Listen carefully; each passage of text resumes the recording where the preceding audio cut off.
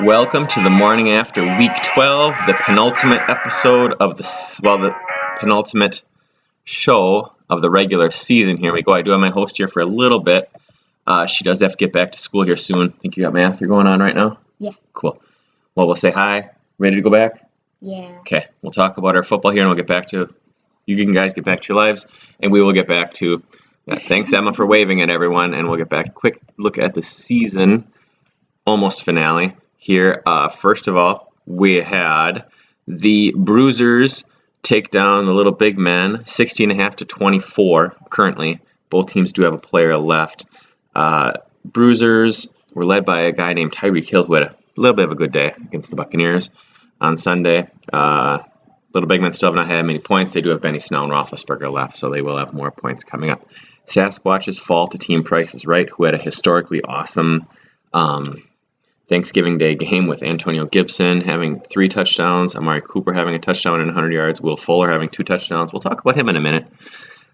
They keep their chances of a playoff bye alive with a 111-54 win over the Sasquatches, who did have a good day from A.J. Brown's 10.5 and Rodgers with 20.5. Badgers and the Gargoyles were a close game. Badgers still have a guy left, but they did win by 8, led by Derrick Henry's 27.5. He had probably 25 of those in the first half. It was crazy.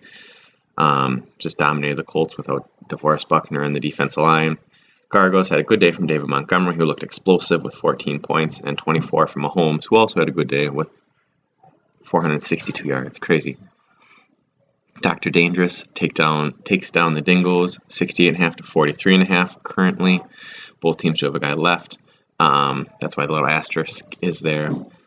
25 points from Deshaun Watson on Thanksgiving helped him there. Washington's defense had 13 for the Dingoes, but not enough. Horn Dogs fall to the Minotaurs, 71 to 62.5. Minotaurs had 18 from Mitchell Trubisky, last-minute signing due to the COVID situation, losing Lamar Jackson. And the Horn Dogs, disappointing effort from Kyler Murray and Clyde Edwards-Helaire. I did have a good game under Justin Jefferson and Allen Robinson, who combined for 31 points. And finally, I pulled out a victory over in Rodgers We Trust, which was a rematch of Super Bowl 26 from last year.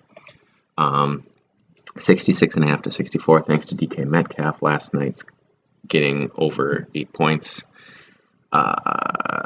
He had 177 yards, but the big guy for me this week was James Robinson and Josh Allen, who combined for 29. Not a great week from Josh Allen. A lot of guys had my floor this week, but pulled out a win, keeping the hopes of a record alive, which we'll talk about later. And Rodgers We Trust really did a great job picking his lineup, and I looked at it, I didn't think he had a chance. This week is their Frank Gore, Ryan Fitzpatrick, Brashad Perriman, Laviska Shenault, Latavius Murray, but Latavius Murray had 120 yards and 2 touchdowns. Fitzpatrick had a good day. Gore had a good day. So a good day and a good job by Rodgers We Trust, which is why he was the champion last year. Player of the week this week, as I mentioned, Tyreek Hill, 269 yards receiving, 3 touchdowns, 33 points. Derrick Henry, Will Fuller, Antonio Gibson, all had great weeks. Patrick Mahomes. So a lot of choices this week, crazy weeks. Derrick Henry, if I didn't mention him, but Tyreek Hill earns it with a historically great day. I think he had 28 points probably in the first quarter, which is insane. As for the playoff picture, I'm locked into the 1 seed at 11-1, finished with the Horn Dogs. Bites' Badgers can finish at either 2 or 3, depending on how the week goes. They're at 8-4. Price is Right can finish at 2 or 3 with a win and a Bites loss. They can move up to 2, otherwise they can fall to 3. Actually, they can fall out down to number 4 if Dr. Dangerous wins. Dr. Dangerous, though, can go from 3 to 4 or all the way out of the playoffs, depending on what happens with a loss and some bad luck with everyone else winning. Black Dingoes can make it if they lose. They're one of the few teams that can do that. Bruisers may also have that happen if they lose. They'll either be sitting at somewhere in those 4, 5, and 6 range. Little Big Men sitting out of the playoffs currently. They'll need a win and they'll need a win and a Bruiser loss to get in. Maybe a Dr. Dangerous loss, but they'd have to outscore them in points this week coming up. Minotaurs would need a win. And since they have low points, they would need a win and Little Big Men to lose and the Bruisers to lose to get in. Or the Dingoes, they need 2 of the 3 to lose to get in. And Rogers We Trust needs a win and a loss by the Little Big Men and the Bruisers to get in the playoffs. So possible there, a lot of different outcomes that could happen. As for records, we'll try to get through this quickly.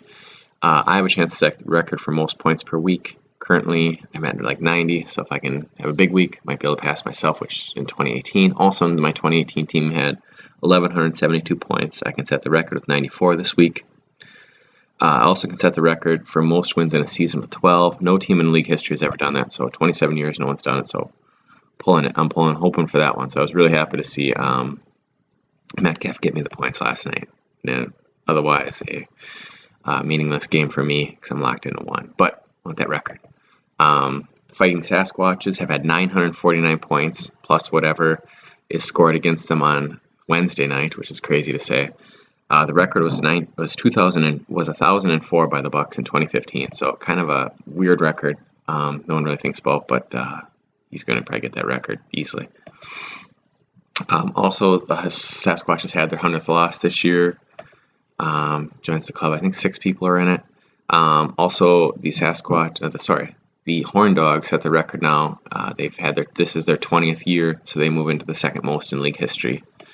And finally, I can tie the record for most high points in a season set by the Sasquatches in 1999 with 6.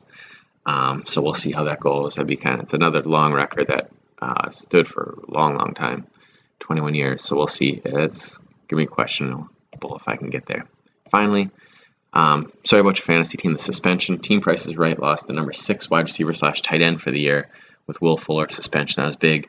He's had a heck of a year. He's actually stayed healthy, maybe because he's on steroids or whatever it was, but he stayed healthy. So that's that there. It'll be a big loss for them as they head into the playoffs. Every game this week actually kind of some significance coming up. So no games of the week this week. We'll do a show next week previewing the playoffs and going over what records were set and prize money set up. So we have that there. So I'd like to then go ahead and hit the end song here and thank you for tuning in. Be back next week for another recap of the season and preview of the playoffs. So thank you very much for tuning in. All right. Bye. Hope you had a good Thanksgiving. Thanks.